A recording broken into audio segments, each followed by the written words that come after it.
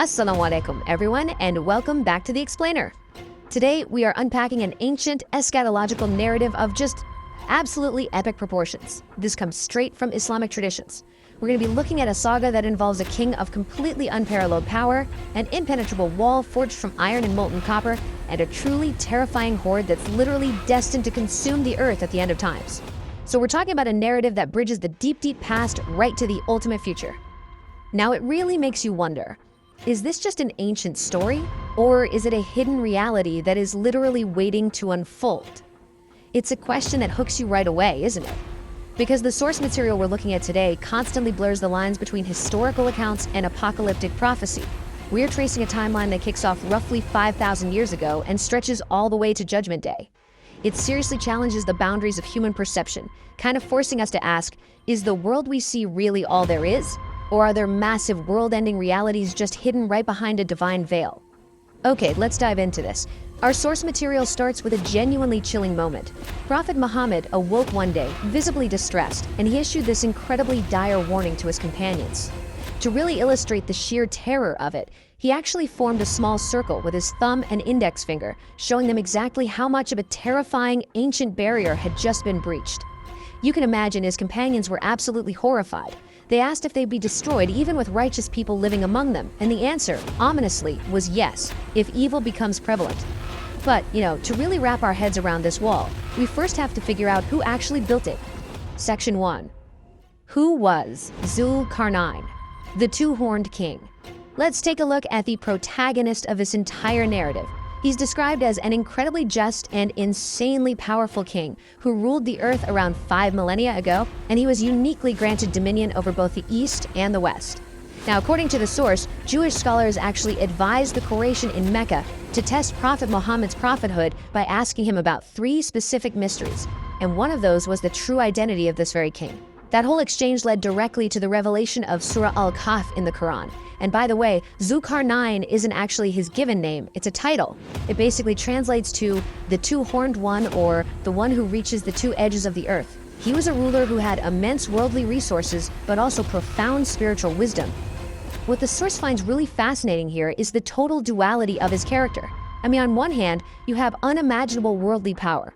The text talks about tradition saying Allah literally gave him control over the clouds, so he could travel so incredibly fast that day and night were basically no barrier to his expeditions at all. Yet at the same time, he was profoundly humble. When he arrived in Mecca, he completely refused to ride his horse. He actually dismounted out of pure respect for the holy ground that Prophet Ibrahim had walked on. Plus, despite having all the power in the world, he deeply recognized the value of true knowledge. He even went on this treacherous journey into absolute darkness with the sage Khidr to seek the water of life, the fountain of youth, essentially, though ultimately only Khidr was destined to find it.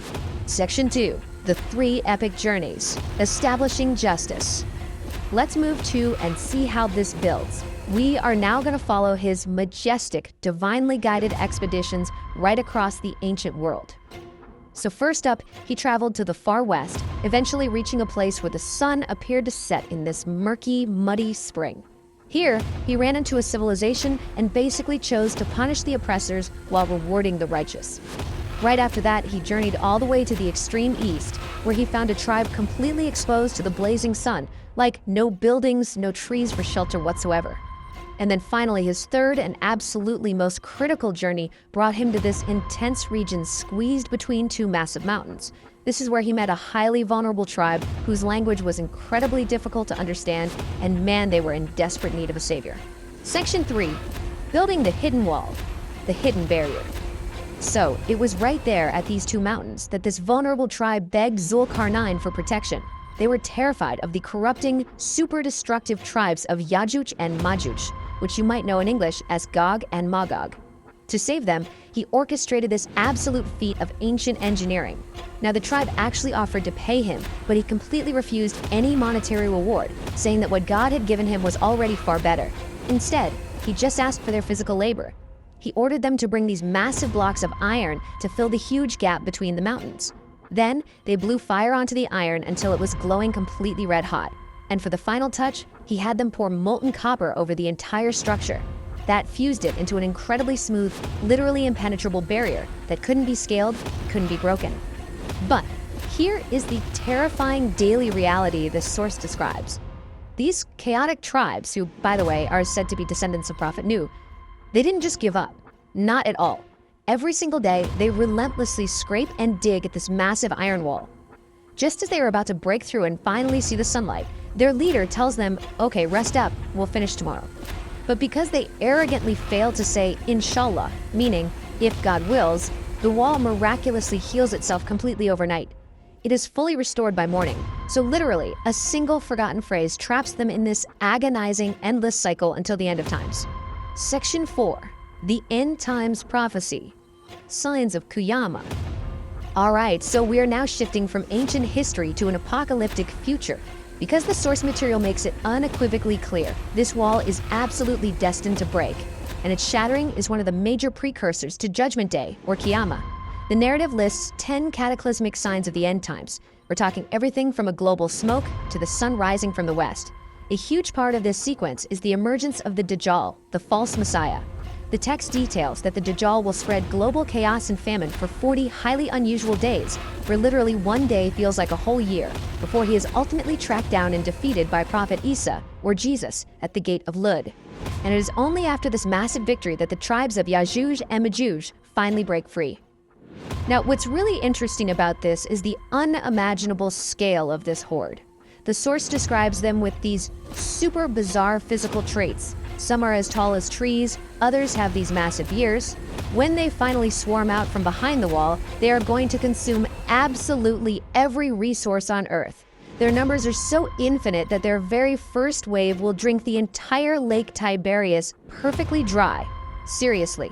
By the time the second wave of the horde arrives at the lake bed, they are going to look at the dry dirt and assume the presence of water there was merely an old myth. That's how many of them there are. Section 5. The Fall of Yajuj and Majuj. Divine Intervention. Faced with this invincible, just world-devouring swarm, Isa and the believers are essentially forced to flee. They go and seek refuge at the top of Mount Tur. And with literally no human armies left, divine intervention is their absolute only hope. So as the believers pray desperately on the mountain, God sends a sudden plague of small worms that infect the necks of the entire Yajuj and Majuj horde. In a single night, the terror just abruptly ends. Every last one of them dies simultaneously. The contrast here is just staggering, going from this deafening, earth-shattering swarm to absolute deathly silence the very next morning. After that, God sends giant birds with necks like camels to carry the millions of corpses away, and that's followed by a really heavy, cleansing rain that washes the entire earth perfectly clean. The sheer, unimaginable volume of this defeated army is perfectly highlighted by a single number. The source states that the surviving believers won't even need to chop wood. They're just going to gather up the abandoned bows, arrows, and quivers left behind by the dead horde and use all of that as fuel to keep their fires burning for exactly 7 years. 7 whole years. What follows all this terror is a breathtaking, completely utopian era of absolute abundance. The earth will be so immensely blessed that, incredibly, a single pomegranate will be large enough to feed an entire caravan of people. And its massive peel, they'll use that as a tent for shade. Even the livestock will yield miraculous amounts of milk. But of course, this paradise is temporary. Eventually, God will send a gentle wind that peacefully takes the souls of all the believers. Only the wicked will be left behind, basically descending into total chaos to face the final, terrifying arrival of Qiyamah. Section 6. Final Lessons and Prayers. Prayers for today. This brings us to the intense emotional resonance this narrative currently holds for believers worldwide. The source draws a really stark, powerful parallel between Zulkarnain's unwavering justice and the ultimate fate of humanity. It essentially contrasts those who use their power to build walls and protect the vulnerable against those who just ravage the earth, and the stakes couldn't be higher. The text references a staggering tradition that on Judgment Day, purely due to the sheer numbers of the Yajuj and Majuj, 999 out of every 1,000 people will be cast into hellfire. It really emphasizes the extreme rarity of true righteousness. The source material actually concludes by shifting its focus to the present day. It offers these deeply felt prayers that clearly reflect the community's current grief and hopes. These include pleas for spiritual protection against the apocalyptic trials of the Dajjal and Yajuj Majuj, as well as highly specific prayers for divine mercy for the innocent victims of the conflict in Palestine. It impartially records the community asking for the shattering of oppressors' power globally and for ultimate justice and heaven for those suffering, which really links the ancient fight against worldly oppression directly to the struggles of today, which leaves us here.